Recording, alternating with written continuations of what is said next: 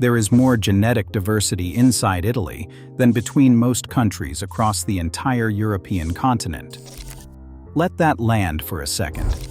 A person from northern Sardinia and a person from a mountain village 60 kilometers away can be more genetically different from each other than a Spaniard is from a Romanian. 7 to 30 times more different, depending on which village you test. One country, one flag, one language, more or less. And underneath it, a genetic landscape so layered and so deep that when scientists finally mapped it, they called it the most complex population structure ever recorded in Europe. Not the most complex in Southern Europe. Not the most complex in the Mediterranean region. In all of Europe. An entire continent of nations and histories, and the greatest genetic puzzle sits inside just one of them. This is not just a story about who Italians are. It is a story about what a country becomes when every civilization in the ancient world decides it is the place worth reaching. And the answer, written in the bones of the dead across 12,000 years, is far stranger and more moving than anyone expected. The Italian peninsula hangs into the Mediterranean like a pier. That is actually the word geneticists use. A pier. Not a wall, not a fortress. A pier, a strip of land reaching out into open water, and every ship that ever crossed that sea stopped.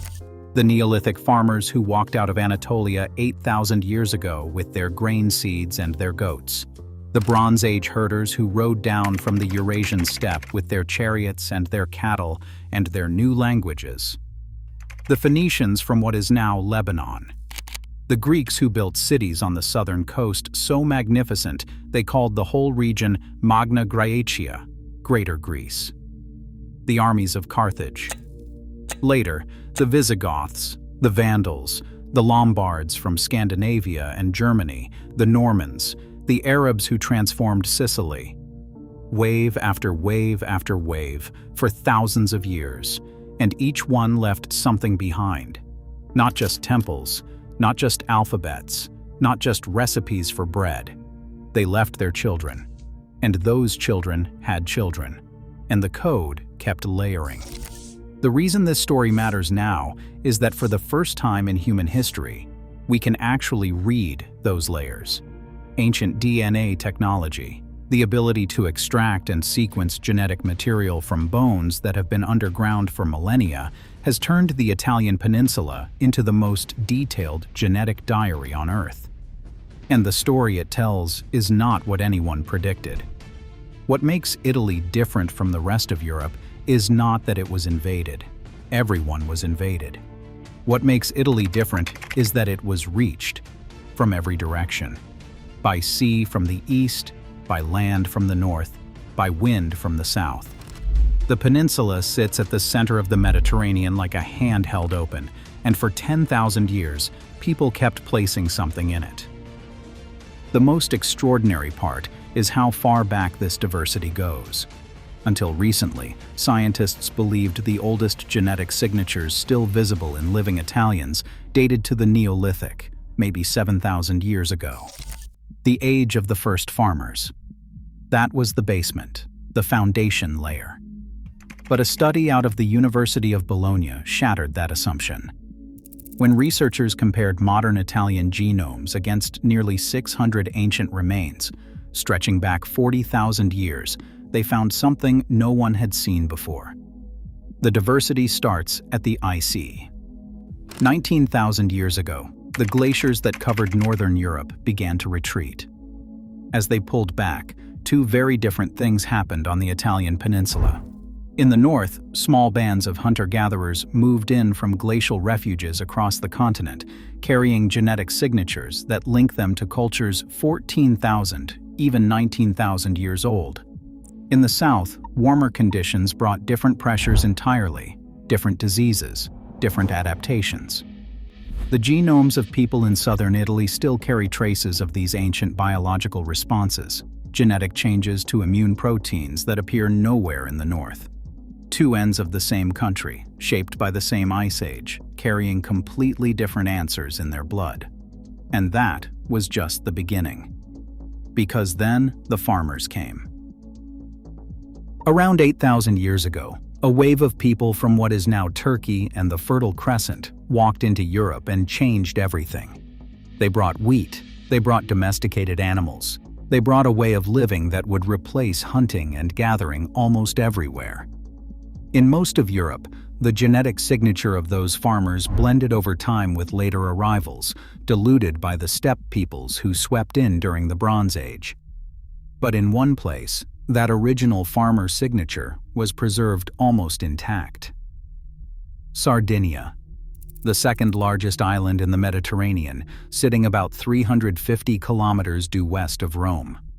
Turquoise water, limestone cliffs, villages in the interior that look like they have not changed in 500 years, because in some genetic sense, they have not changed in 5,000. If you want to understand what early European farmers looked like genetically, you do not dig up a grave in Anatolia. You test a living person in the mountains of Sardinia. The match is that close. In 1991, hikers in the Alps found a mummified body frozen in ice. Utsi, they called him. A man who died over 5,300 years ago, carrying a copper axe forged with Tuscan ore, wearing a coat stitched from the hides of at least 4 different animals. He had eaten deer meat and grain for his last meal. He had an arrowhead lodged in his shoulder. Someone had killed him on that mountainside, and the ice preserved him so perfectly that scientists could read his DNA as clearly as a page. When his genome was finally sequenced, the closest living match on the entire continent was not Austrian, even though they found him in Austria. It was not German. It was not from anywhere near the Alps. It was Sardinian. I keep coming back to that. A man frozen in a glacier for 53 centuries, and the people most like him are still living on an island in the western Mediterranean, separated by hundreds of kilometers of open sea and thousands of years of history and every upheaval that happened in between. They are still there. The code barely moved. The reason is isolation. While the rest of Europe was being reshaped by massive Bronze Age migrations from the steppe, Sardinia, protected by water, stayed mostly untouched. The steppe herders who transformed the genetics of Germany, France, Britain, who brought Indo-European languages and new technologies, largely passed Sardinia by. The island kept its Neolithic core. And it kept it so well that Sardinians today share more genetic ancestry with the Basque people of Spain than with their own mainland Italian neighbors. Two populations on opposite ends of southern Europe, speaking completely unrelated languages, connected by something far older than any alphabet or any border. A shared inheritance from the first farmers of Europe, preserved in both places by mountains and water and sheer quiet refusal to be overwritten. But the mainland was a different story entirely. By the time Rome was founded, traditionally around 753 BCE, central Italy was already a patchwork. Farmers, steppe descendants, and local hunter-gatherer lineages had been mixing for millennia. The Etruscans had built a civilization in Tuscany with metallurgy skills that dazzled the ancient world and a language no one else could speak. The Latins were growing along the Tiber. Greek colonies dotted the southern coast. This was not one people becoming a nation. This was a dozen streams already flowing into the same river. And here is where the story takes its most dramatic turn. For centuries, one of the great mysteries of Italian history was where the Etruscans came from. The ancient Greek historian Herodotus claimed they sailed in from Anatolia. It was a theory that persisted for 2,500 years. Surely, people reasoned, a civilization this distinct, with a language this unusual, must have arrived from somewhere else. Then the DNA was tested. 82 ancient individuals, spanning almost 2,000 years, from 12 sites across the former Etruscan heartland. The Etruscans were local. Completely, unmistakably local. Genetically, they were indistinguishable from the Latins living right next door in Rome. Same steppe ancestry, same farmer ancestry, same hunter-gatherer foundation. The only difference was the language. And that is what haunts me about this finding. A people can share almost everything in their blood with their neighbors and still build an entirely separate world from the words in their mouths. Genes do not equal languages. They never did. But the Etruscans would not be the last surprise buried in the Italian genome, not even close. When the Roman Empire reached its peak, something happened to the DNA of the city that had never happened before. A team led by Jonathan Pritchard, a geneticist at Stanford, sequenced 127 ancient genomes from 29 archaeological sites in and around Rome, spanning 12,000 years. The bones came from catacombs and basilicas, from burial grounds under piazzas that tourists walk across every day. Each one was a life. Each one told a piece of the story. And what they found during the imperial period was not a gradual shift. It was a transformation. The findings were impressive. Of 48 individuals sampled from Imperial Rome, only 2 had strong genetic ties to Europe. 2 out of 48. The rest, the overwhelming majority, carried ancestry linking them to Greece, Syria, Lebanon, and other regions of the Eastern Mediterranean and the Near East. One individual showed connections to North Africa. Others mapped genetically onto populations from what is now Turkey and Egypt. Think about what that means. The city that built Western civilization, the city of the Senate and the Colosseum, and the aqueducts and the roads that connected an empire of 70 million souls, was not genetically European at the height of its power. It was a city of the East. Traders from Antioch walked its markets. Soldiers from Egypt guarded its walls. Enslaved people from across the Mediterranean worked its households and its farms, and many of them were eventually freed and became citizens. Freedmen who rose through Roman society and married and had children and sent those children to Roman schools. All of them pouring into a city of more than 1 million souls, the first city in Europe to reach that number, and all of them leaving descendants. Rome did not just conquer the Mediterranean. The Mediterranean conquered Rome. From the inside, one generation at a time, through the most human act there is. The sea that connected the empire made this possible. Historians have noted that the eastern provinces, places like Greece, Syria, and Egypt, were far more densely populated than Western Europe at the time. And the Mediterranean was easy to cross than the Alps were to climb. People flowed eastward to westward along sea routes, pulled toward the capital by economics, by ambition, by force, and their DNA came with them. If you are finding this as fascinating as I did when I first came across this research, and you want to keep exploring stories like this, do me a small favor: hit subscribe. It genuinely helps this channel keep going, and it means these kinds of stories keep getting told. Now, here is where it gets even stranger. After the Western Empire fell in 476, everything reversed. The trade routes that had funneled people from the east into Rome dissolved almost overnight. The great Mediterranean shipping networks that had connected Alexandria to Ostia, Antioch to the Tiber, collapsed under the weight of political fragmentation. Plague and war and famine reduced Rome's population from over 1 million to fewer than 100,000. The greatest city in the Western world became, in the span of a few generations, a shadow of itself. Cattle grazed in the Forum. The aqueducts cracked and went dry. And into that vacuum came a different kind of migration entirely. Germanic peoples, Visigoths and Vandals first, and then most significantly the Lombards, moved south into Italy from Central and Northern Europe. They brought different genes, different customs, different languages. At a site called Crypta Balbi in the heart of Rome, which had started life as a theater courtyard during the imperial era and later became a workshop producing Lombard-style jewelry, 5 of the 7 buried individuals showed genetic profiles consistent with a mixture of the older Roman population and incoming Northern Europeans. The city that had been genetically Eastern Mediterranean became genetically European again. Not because the Eastern ancestry disappeared entirely, traces of it persist in Italian genomes to this day, but because the balance shifted. New arrivals diluted what centuries of empire had built. The current that had flowed east to west for 500 years suddenly reversed, and northern ancestry washed southward. In a few generations, the DNA of Rome looked almost nothing like it had during the age of the Caesars. I find this deeply moving, and I think the reason is that it reveals something most of us do not want to look at directly.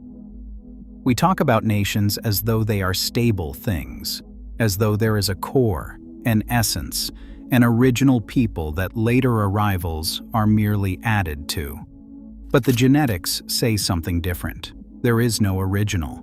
There are only layers, and the layers keep shifting, and the people keep mixing, and the identity keeps being rebuilt from the pieces of whoever showed up last and whoever managed to stay.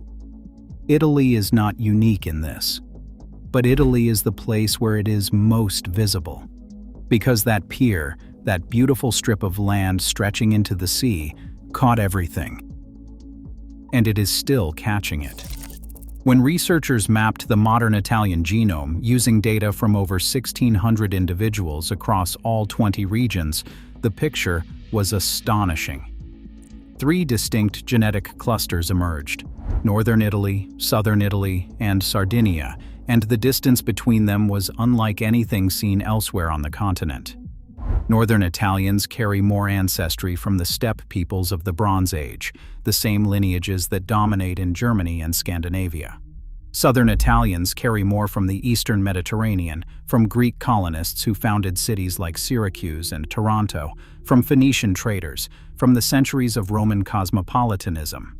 Sardinians carry a signature that predates both, a Neolithic foundation that the rest of Europe largely lost. And all of them, all 3, are Italian.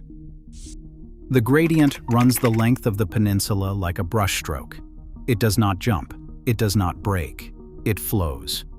South to north, east to west, ancient to recent, and every kilometer adds or removes a layer so fine that only whole genome sequencing can see it. One country containing, on a small scale, the entire genetic variance between southern and continental Europeans. A pier in the Mediterranean that caught everything and stored it all. There is a detail from the research that I have not been able to stop thinking about. Southern Italians today are genetically closer to the people of the Greek-speaking islands, places like Crete and the Eastern Aegean, than to mainland Greece itself. Not closer to Athens, not closer to Thessaloniki, closer to the islands. The small, isolated places where people stayed put, where the old genetic signatures held fast against the tides of later history. It is as if the Greek colonists who founded Magna Graecia 2,700 years ago did not just build temples and plant olive groves on the coasts of Calabria and Sicily. They planted themselves. They married locally. They raised children who spoke Greek and ate fish and pressed olives, and those children carried a genetic signature that would outlast the Greek language in Italy by 2,000 years. And when mainland Greece was reshaped by later migrations, Slavic settlements in the early Middle Ages, Ottoman-era population movements, the colonies in southern Italy held the older Greek pattern. The daughter preserved what the mother could not. Nobody planned this. Nobody decided that the mountains of Sardinia would keep the Neolithic code intact, or that Calabria would carry an echo of ancient Greece that Greece itself has largely lost. Nobody designed the genetic architecture of Italy. It was built by accident, by war, by love, by commerce, by slavery, by survival, by 1,000 decisions made by 1,000,000 people who never imagined that one day someone would read the consequences in their descendants' blood. Every terrible and beautiful thing that humans do to and with each other, written in nucleotides across 12,000 years, preserved in a single country shaped like an outstretched hand. And yet, there are things we still do not know. Things that make the story richer for being unfinished. The steppe ancestry that arrived in the Bronze Age, the component that brought Indo-European languages to most of Europe, showed up in the Etruscans too, the same proportion as in their Latin neighbors. And somehow, impossibly, the Etruscans kept their old language anyway. A non-Indo-European tongue surviving for centuries inside a population that was genetically identical to the Indo-European speakers all around them. Nobody knows how. Nobody knows why. The language persisted through what should have been total cultural replacement, held together perhaps by the strength of Etruscan identity, by the prestige of their cities and their art, by something the DNA cannot explain. And then it vanished completely when Rome absorbed Etruria into its expanding republic. How does a language survive a genetic overwriting and then die from a political one? It is as if identity and biology operate on entirely separate clocks. The answer, if it exists, is not in the DNA. It is somewhere else, in the space between what people inherit and what they choose. And the Eastern Mediterranean shift during Imperial Rome, the one that transformed the city's genetic profile so dramatically, may have started earlier than anyone originally believed. New research on a late Republican individual buried near Tarquinia, just 70 kilometers from Rome, shows Eastern Mediterranean ancestry already present 2 centuries before the empire officially began. People were moving westward along Rome's expanding trade and military networks during the Republic itself, settling in central Italy, building lives, having families. The genetic shift was not an overnight event triggered by the first emperor. It was a slow tide that had been rising for generations. Rome became cosmopolitan before it became imperial. The people arrived before the emperors did. What I find most beautiful about all of this is the word that keeps appearing in the scientific literature. Layers. Not replacements, not conquests. Layers. Every wave left something. Nothing was completely destroyed. Italy's DNA is not a portrait. It is a painting that was never finished because every artist who walked past picked up the brush and added a stroke. Neolithic farmers over Ice Age hunters, Bronze Age herders over farmers, Greeks and Phoenicians over herders, Eastern Mediterranean peoples over them all during the Age of Empire, Germanic peoples over that. And somewhere in the mountains of Sardinia, beneath all of it, the oldest layer of all is still there, still visible, still breathing in the bodies of people who have never left. Nobody decided that the mountains of Sardinia would keep the Neolithic code intact, or that Calabria would carry an echo of ancient Greece that Greece itself has largely lost. Nobody designed the genetic architecture of Italy. It was built by accident, by war, by love, by commerce, by slavery, by survival, by 1,000 decisions made by 1,000,000 people who never imagined that one day someone would read the consequences in their descendants' blood. Every terrible and beautiful thing that humans do to and with each other, written in nucleotides across 12,000 years, preserved in a single country shaped like an outstretched hand. One country, 12,000 years. Every hand that ever reached across that water left a mark. There is more genetic diversity inside Italy than between most countries across the entire European continent. And now you know why. What part of your own ancestry do you think would surprise you the most?